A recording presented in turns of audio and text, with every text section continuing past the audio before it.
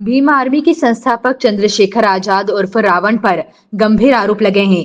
इंदौर की डॉक्टर रोहिणी के परिजनों ने दावा किया है कि चंद्रशेखर ने उनकी बेटी का शोषण किया और कई अन्य महिलाओं से भी उसके संबंध है।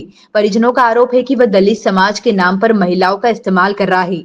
उन्होंने बताया कि रोहिणी से 3 दिन से संपर्क नहीं हो पा रहा था, लेकिन एक ट्वीट के बाद बात हो सकी। रोहिणी की मां ने भावुक अपील करते हुए कहा कि सरकार चंद्रशेखर के खिलाफ केस दर्ज कर उसे जेल भेजे और बेटी को न्याय व सुरक्षा दे।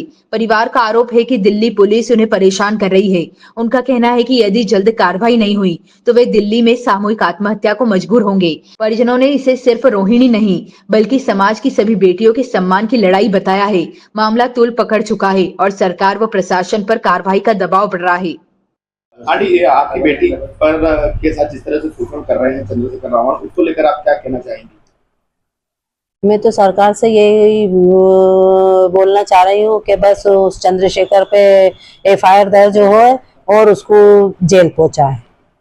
आपकी लास्ट बार कब रोहिणी से बात हुई थी और आपने क्या समझाया? रोहिणी मैं कल मेरे से बात नहीं कर रही है, वो फोन मतलब वीडियो कॉल नहीं उठा रही है, तो मैं तो ऐसे ही बात कर रही हूँ उससे कि बेटा तो उठा, मेरा फोन तो उठा और ऐसा कोई कदम मत उठाना बेटा। देख आज हमारा भी अब बुढ़ापा करने आ ही गया है, हमारा तो सहारा तुम ही लोग हो, तो अब ऐसा कोई कदम मत उठाना बेटा। तेरे बहन भाई भी हैं और हम माता पिता भी है, हमारा सहारा तो तुम बच्चे ही हो गए। आप प्रशासन से क्या उम्मीद रखते हैं? मैं प्रशासन से यही चाहती हूँ कि बस उसको जल्दी से जल्दी उसके ऊपर कार्रवाई हो और उसको जेल पहुंचाए। जिस तरह से आपकी बेटी के साथ में चंद्रशेखर रावण ने करी, उसको लेकर आप क्या कहना चाहोगे? अब ऐसी स्थिति में तो क्या कहना चाहूँगा, मेरा तो मन बैठा हुआ है, दिल दुखी है। आज बेटी से मेरी 3 दिन से ढंग से बात नहीं हो पा रही है।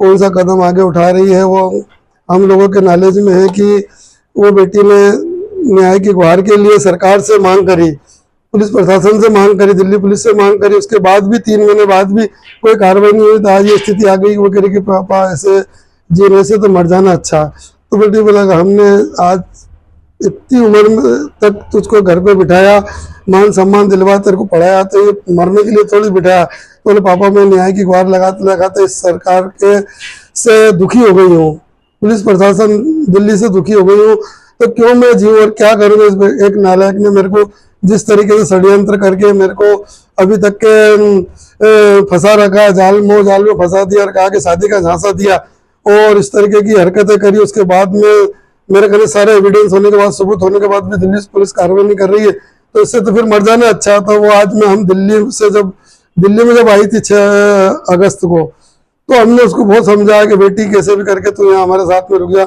उसको मालूम बाप माँ मेरे को मेरी कारण दुखी है, बाकी फिर भी वो बेटी वहाँ चली गई।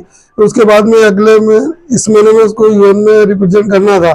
बाकी दुखी और शोषित और पीड़ित इतनी है सरकार के माध्यम से कि वो न्याय की गुहार लगाते लगाते उसको यूएन में जाने में जब बोलने की नौबत आई तो वो नहीं बोल पाई। आप कह रही कि मैं तो यूएन के सामने ही, उसके हेडक्वार्टर के सामने मैं आत्मदाह करूंगी, मैं खुद ही सुसाइड कर लूंगी।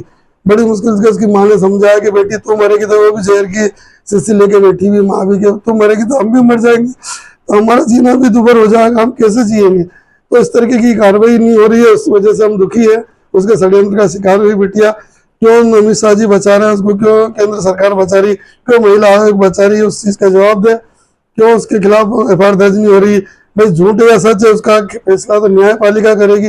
न्यायपालिका किस लिए बनाएगी? कानूनी प्रक्रिया के बीच में आए और वो कानून का के सामने आके अपने जवाब दे। जिस तरीके से चंद्रशेखर रावण ने बेटी का शिकार बना, तो मैं तो आपसे निवेदन करता हूं कि आप मेरी बात केंद्र सरकार तक पहुंचाओ, पुलिस प्रशासन के खिलाफ। शिव घावरी, डॉक्टर रोहिणी का पापा में।